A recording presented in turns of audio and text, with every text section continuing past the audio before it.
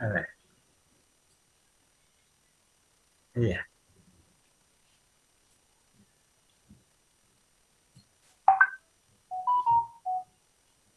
Ayer habíamos quedado analizando un procedimiento de la ley, cómo se aplica la ley de Ampere para el problema más simple, que es el conductor recto y largo. Hemos llegado a un resultado y dijimos que es sencillo calcularlo siempre y cuando dispongamos de la corriente del punto, ¿no? Y por supuesto, como es un vector, aplicando allá la regla de la mano derecha. Que para fines de simplicidad, o de simplificar, perdón, eh, compartimos un ejemplo que lo analizamos con más detalle, por supuesto, en Física 200 con los compañeros de allá. Entonces, antes de seguir con las demás aplicaciones.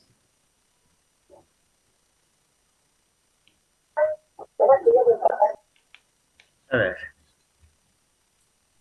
este es un ejemplo tradicional, clásico, que se da, como les decía, a nivel de Física 3. Observen, tres cables rectos, largos, paralelos, transportan corrientes de 10, 15 y 6 amperes. Dos hacia la derecha y la verde, la 3, digamos, hacia la izquierda. Se pide calcular en cualquier punto, puede ser, pero para que quede claro, en este punto P se quiere calcular el campo magnético que generan estos tres cables. Habría que aplicar de nuevo la ley de Ampere para todo, o hacer un trazo, un lazo, etcétera. No tiene sentido, sino aprovechar el resultado que hemos reducido en el ejemplo anterior. ¿En qué consiste? Calculamos el campo 1, por ejemplo, para 10 amperes. Y del punto P, como estamos señalando aquí, esta es R1, o sea, este lado 3 metros, ese es R1. Ah, no, claro.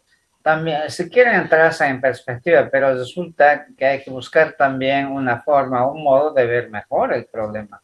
Aquí se está viendo del lado derecho, es decir, solamente se está mostrando esta superficie. Entonces, estas dos corrientes, representadas la roja con esta y la azul, observen, son corrientes que están saliendo para nosotros visto de acá, y esta corriente está representada aquí, está entrando, es decir, está dirigido hacia la izquierda en este diagrama, pero para este lado está entrando, ¿sí?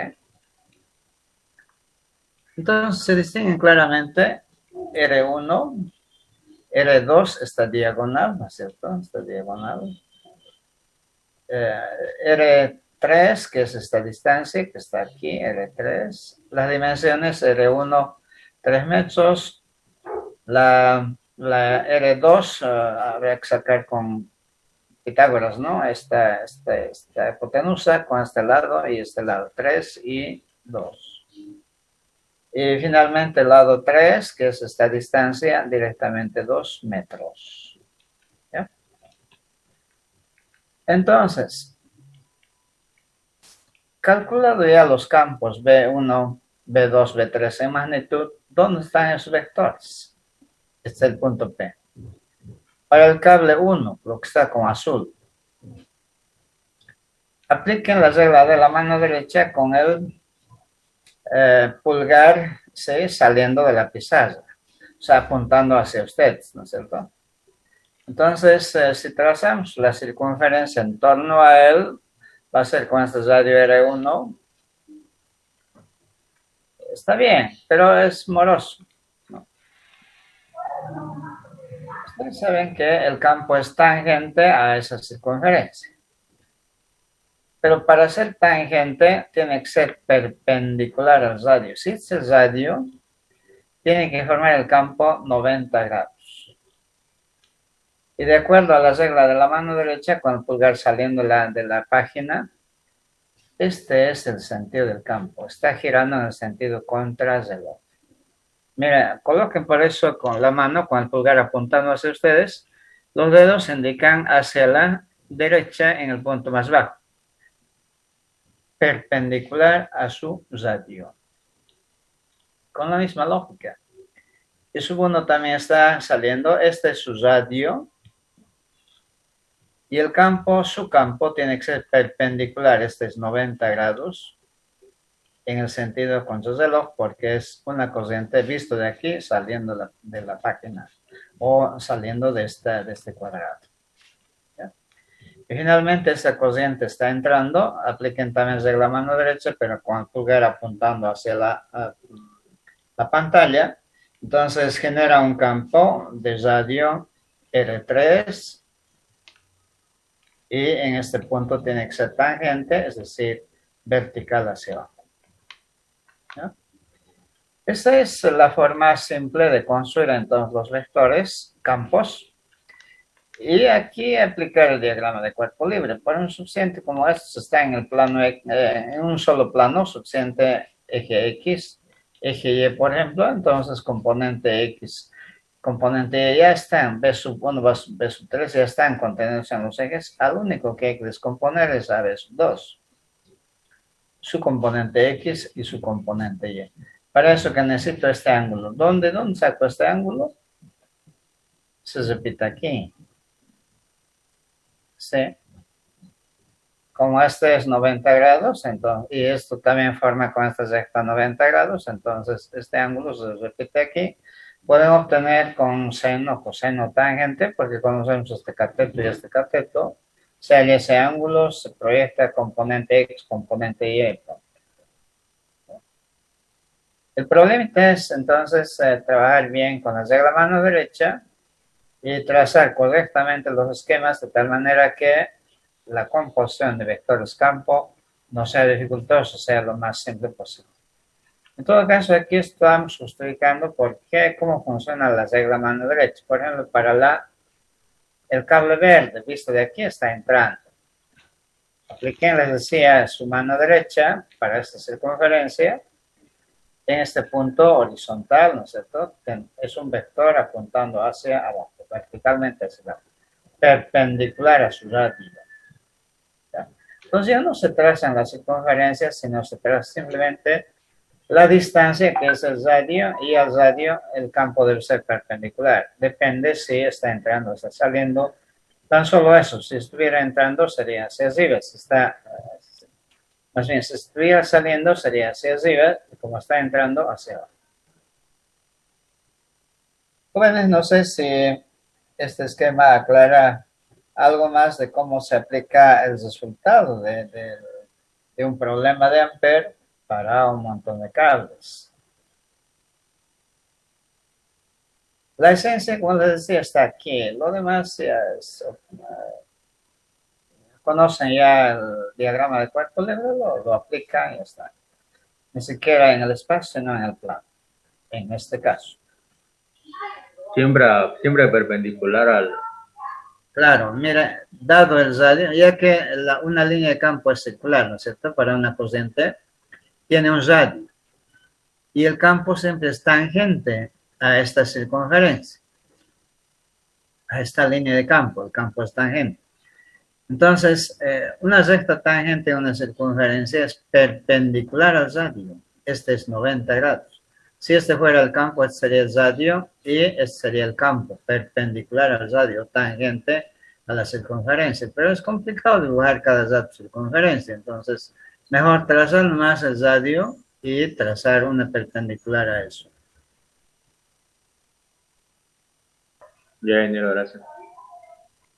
A ver, si se captó, lo he variado para una situación que no concluí lamentablemente, pero bueno, es la corriente. Miren, son 3 cables también, una corriente horizontal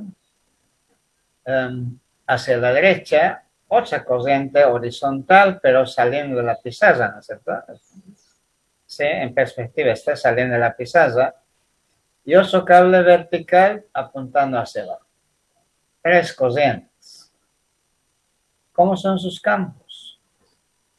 Para la corriente 1, apliquen la regla mano derecha, esta es su distancia R1, ¿cierto? Del cable al punto P. Si se aplica la mano derecha, el campo es perpendicular a ese radio, estos 90 grados, es decir, en esta dirección está entrando a la página. Esto es 90 grados. Para el cable verde que está saliendo, este es su radio al punto, su distancia del cable perpendicular al punto P. Y aplican de nuevo la regla mano derecha con el pulgar saliendo hacia nosotros y este es 90 grados. Su campo, por tanto, está vertical hacia arriba. Para este cable amarillo que es vertical hacia abajo, su radio es esta, es decir, la distancia del cable al punto. ¿Sí? Ahora, ¿en qué dirección va a estar? Tan solo sé que tiene que ser perpendicular, pero podría ser a la izquierda o a la derecha, o hacia arriba, hacia abajo. Apliquen también regla mano derecha con el pulgar, en este caso, apuntando hacia abajo, que les va a decir que es un cable, es un campo que tiene una orientación reloj, es decir, a este radio perpendicular. Entonces se trabaja con los dos campos, uno horizontal derecha, uno vertical hacia arriba y otro horizontal hacia atrás, entrando a la página. ¿Cómo resolver? Podríamos adoptar el sistema de coordenadas cartesianas X y Z. X, Y y Z, por ejemplo. Entonces, este campo rojo tendría un componente menos X. No hay que descomponer, ya está en ese. Este componente sería Y positivo. Este componente sería Z también positivo. Y había que trabajar con 3 componentes, hallar su magnitud, su dirección, como sabemos ya. En este caso sencillo, ni siquiera hay que descomponer. Pero si no fuera así, igual sabemos descomponer vectores en sus 3 componentes, seguimos nomás. O sea, si colocara, por ejemplo, un cable verde como este, atravesando por esta diagonal, digamos, ese sí va a tener 3 componentes, ¿no? Un solo campo, una sola corriente va a generar aquí un campo con 3 componentes. ¿No?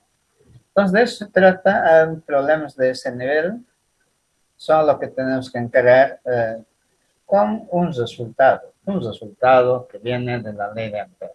Y un solo ejemplo, y se presta a hacer N problemas. ¿Sí? No sé si en esto tienen dudas. ¿Están trabajando con su mano derecha? Para los ojos están de acuerdo, que aquí por favor apunten radio R1. Este es el radio R2 para la verde, este es el radio R3 para la corriente 3. Y con la mano derecha, pues dibujamos los campos. El rojo para el rojo, el verde para el verde, el amarillo para el amarillo.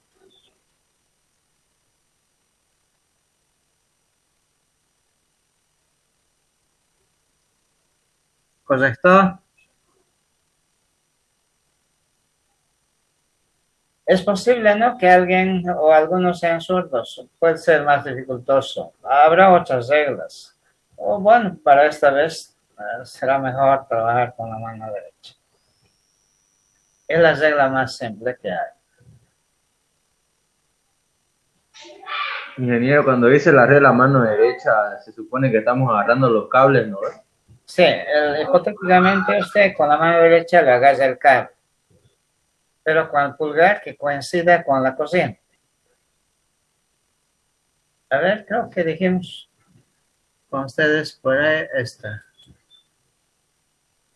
Aquí está.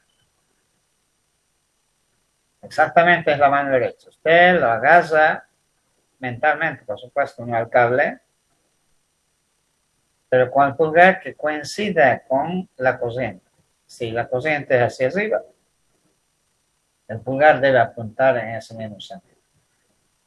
Y la curvatura de los dedos, o hacia dónde apuntan las uñas, es la dirección del campo magnético. En este caso, orientado en el sentido contrarreloj.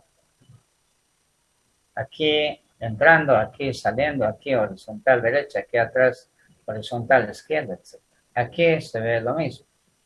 Aquí tiene que colocar su mano, pero con el pulgar saliendo de la página, de la pantalla. Entonces sus dedos van a estar en el sentido, van a apuntar en el sentido contrario de lo así. Entonces aquí el campo es hacia arriba, aquí horizontal izquierda, aquí vertical abajo, aquí horizontal derecha. En este sentido. Si estuviera entrando, si quieren, este problema puede ver debajo, porque es una vista de arriba, ¿no? Puede ver debajo, va a ser todo al revés. Usted decide de dónde quiere mirar, ¿no es cierto? En eso sí, es absolutamente libre.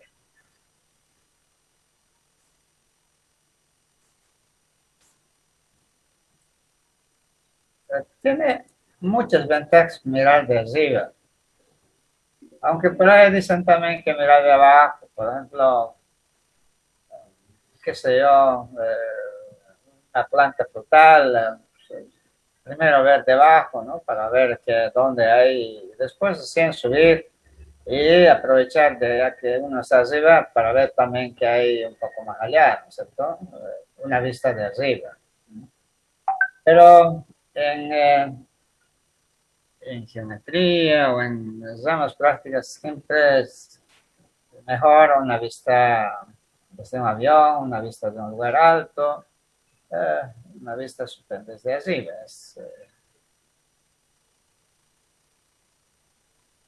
Jóvenes, ¿alguna consulta más antes de pasar al solenoide?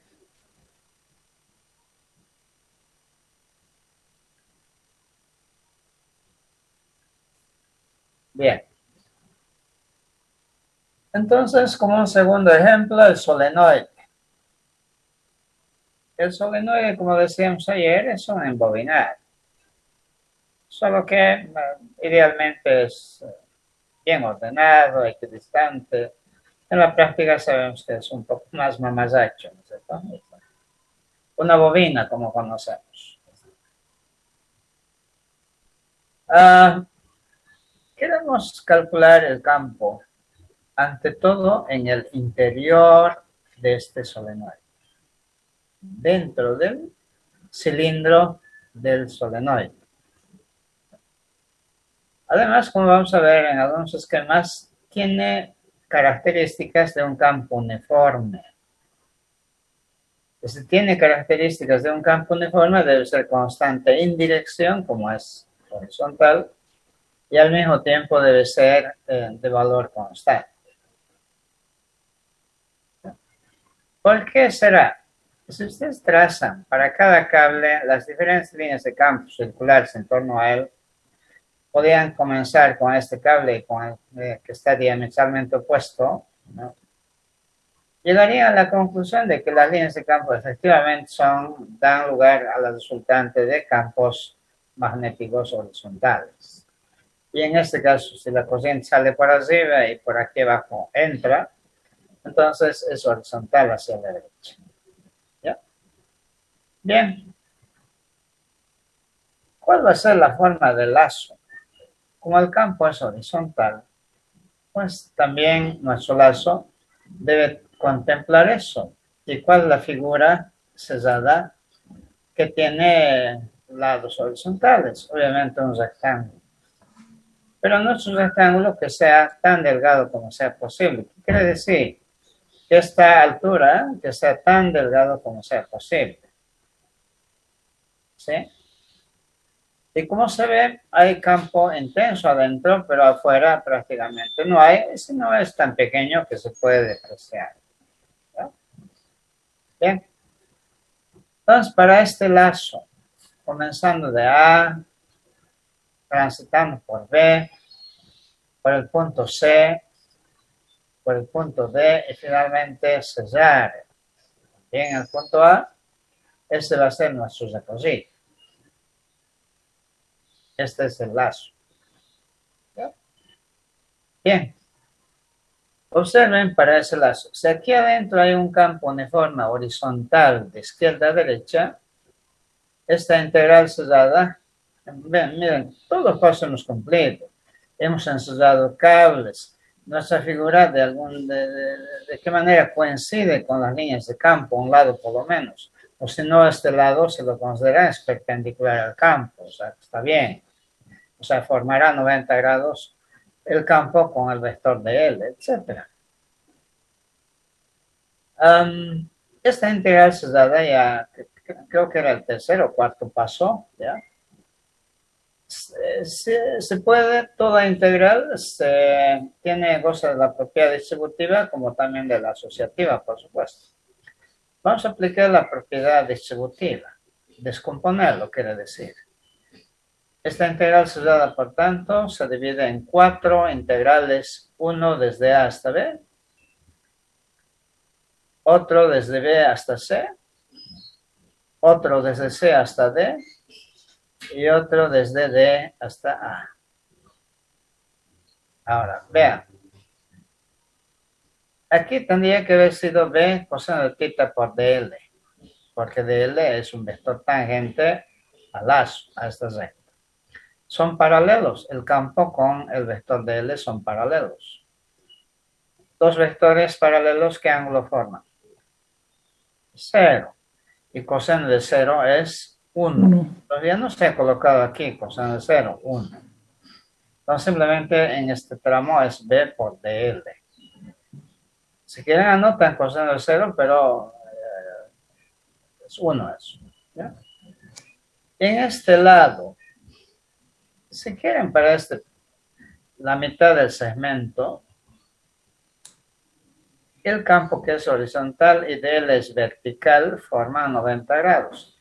Tendría que ver aquí, si quieren, coseno de θ, coseno de 90 grados, pero eso es 0. Coseno de 90 grados es 0. ¿Sí? O el otro argumento es de que la distancia BC es tan pequeñito que prácticamente por ese argumento se puede igual desestimar o por el ángulo desestimamos.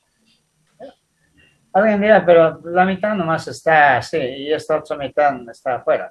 Hemos dicho que el campo aquí afuera es muy pequeño y por tanto para esa segunda mitad el campo ya viene a ser despreciable. De cualquier manera, bajo cualquier consideración, este término tiende a anularse, 0. La integral de C a D. El campo en el segmento hemos dicho que es muy pequeño. Y si es muy pequeño, aproximadamente 0, podemos depreciar. No despreciar, aunque en algunos libros se utiliza depreciar. ¿Sí? Depreciar quiere decir que tiene un valor muy pequeño, ¿cierto? Ya. Luego, la integral de D a A. Con el mismo argumento de B a C, también esta integral C tiende a ser.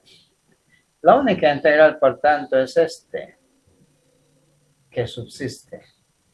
Y eso es, como el campo es uniforme aquí adentro, sale fuera de la integral, y la integral es directa para el segmento de L, y eso es desde 0 hasta B, es decir, H minúscula. Mira, de 0 a H tendría que ser, ¿no? Para DL, eso es simplemente B por H. Aquí estamos argumentando, puesto que B en el exterior es muy pequeño, etc. ¿Sí? Bien. Calculamos la corriente neta. Ese es el problemita acá. La corriente ensayada.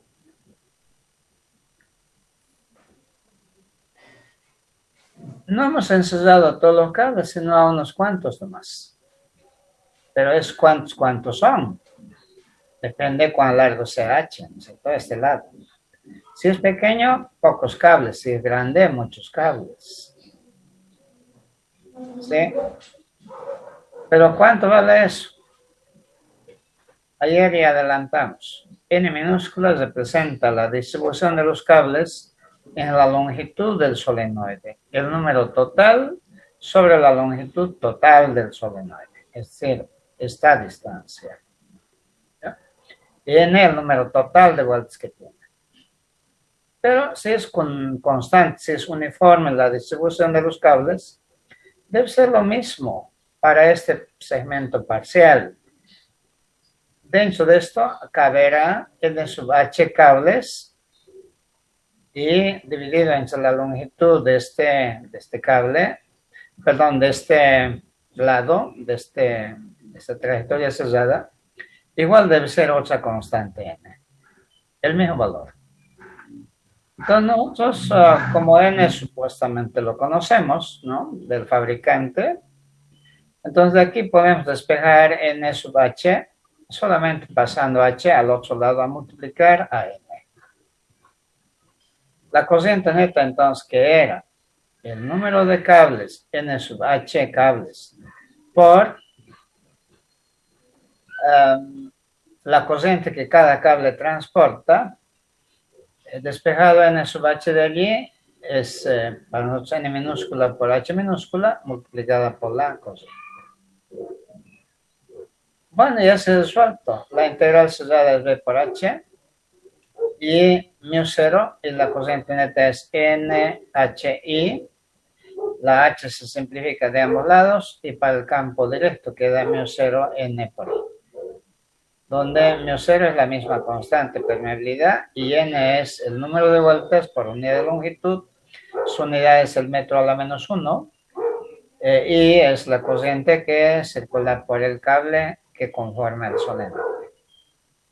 Este es el valor más simple del campo magnético, y esto es para el solenoide.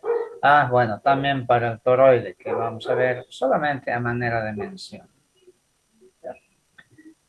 Evidentemente en los bornes no es tan bonito las líneas de campo, pero se puede demostrar, como vamos a ver en los siguientes subtítulos, con la ley de Biot, que es la mitad aquí de este valor, y aquí también la mitad.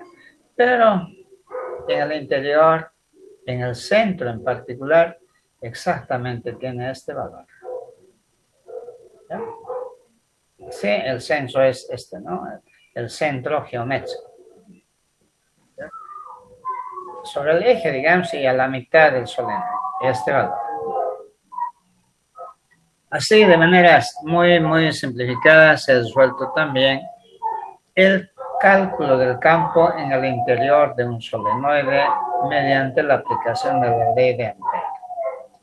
Por tanto, este lazo a veces pueden ser rectángulos, a veces pueden ser circunferencias, o dependerá de la forma que tengan las líneas de campo. Para no cansarles, son algunas fotografías obtenidas de un solenoide que se ha conectado, ¿no? Para que por ella circula una corriente, y miren, es como una placa de cartulina o de vidrio donde se ha hecho perforaciones, como una carpeta prácticamente con espiral, y se le ha echado limaduras de hierro alrededor. Ahí tienen en el interior las líneas de campo horizontales, y en el exterior las líneas saliendo por aquí volviendo y por aquí llegando, ¿no? Que es prácticamente lo mismo que el espectro de un imán. Algunas otras fotografías o el esquema que los representa, mostrando claramente que tienen dos polos. Por aquí se llega, de aquí se salen, es el polo norte, y si llegan acá es el polo sur, obviamente.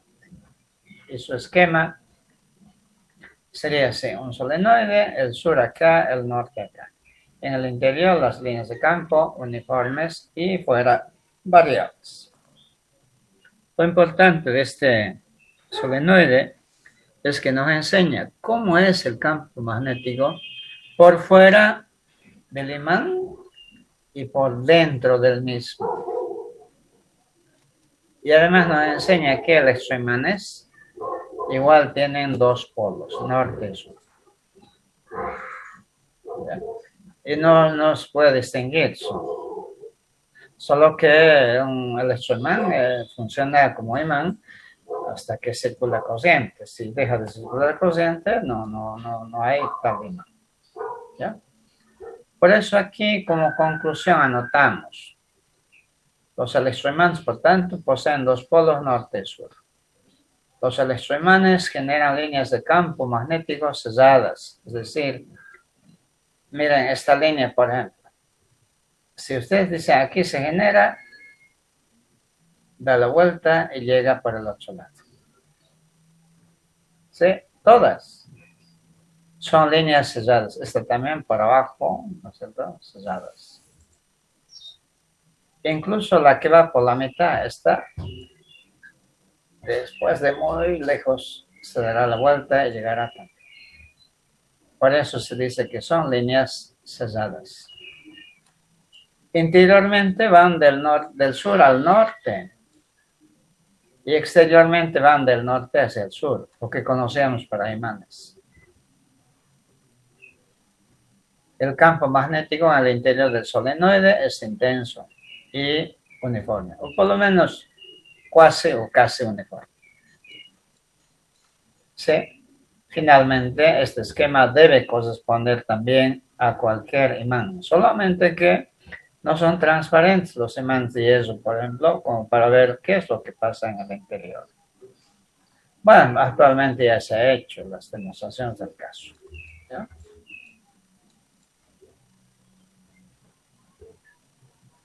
Jóvenes, eso es en cuanto al solenoide. Para la ley de Ampere se completa simplemente mostrando el resumen de cómo es el campo magnético que genera un toroide. Un toroide es una rosquilla si quieren, en donde se hace un embobinado, ¿sí? Se da vueltas y se introduce corriente, la misma sale por el otro lado, y en el interior de este tubo circular, ¿no?, se genera el campo magnético. Los mayores campos magnéticos, sobre todo con cables superconductores, se están construyendo en el interior de un toroide. Haciendo un cálculo más detallado, es suficiente, aunque es resumido, pero es suficiente. El resultado también en nada cambia al del solenoide, porque es lo mismo, ¿no? Este es un solenoide donde un extremo se ha unido con el otro, ¿no es cierto? Eso es todo.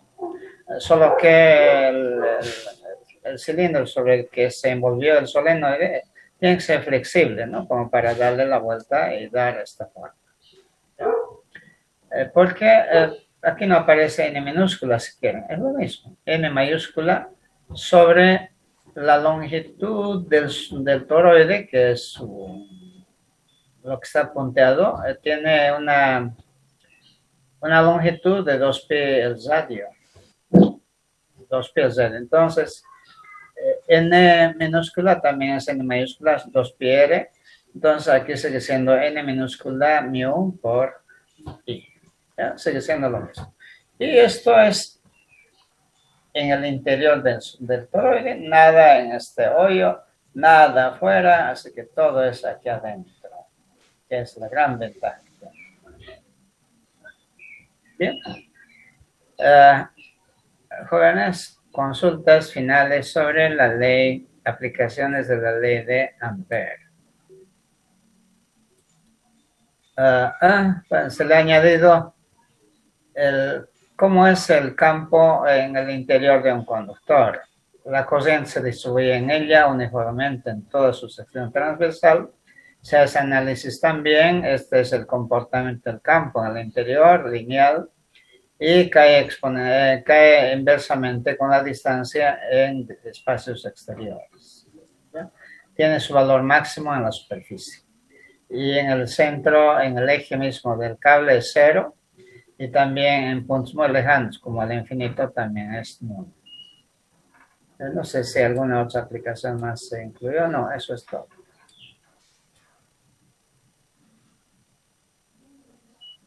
Jóvenes, consulta sobre la aplicación de la ley de Ampere.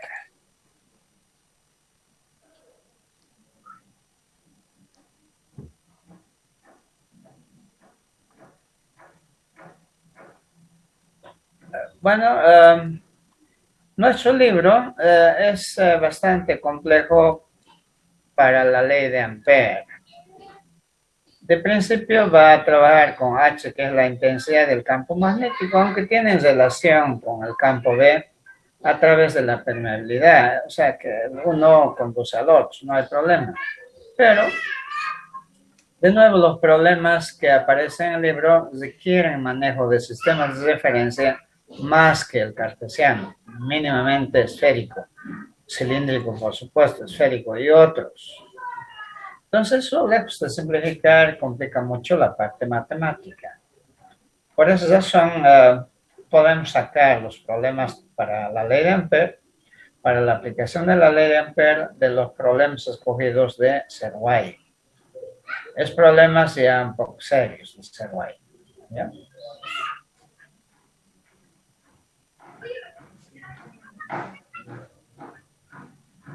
Bueno, eso sería, y viernes haríamos por lo menos la presentación de la ley de Biot, que es la otra vía para calcular el campo magnético, generado también por las corrientes eléctricas.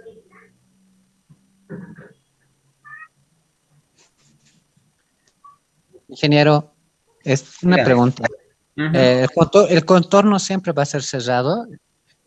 ¿Perdón? ¿El contorno siempre es cerrado en la ley de Ampere? Claro, el lazo quiere decir, ¿no es cierto? Sí. Tiene que ser sí o sí cerrado. Porque, fíjese, la formulación integral cerrada no nos dice qué forma tiene ese lazo. Puede ser triangular, rectangular, circular, cuadrado, no importa.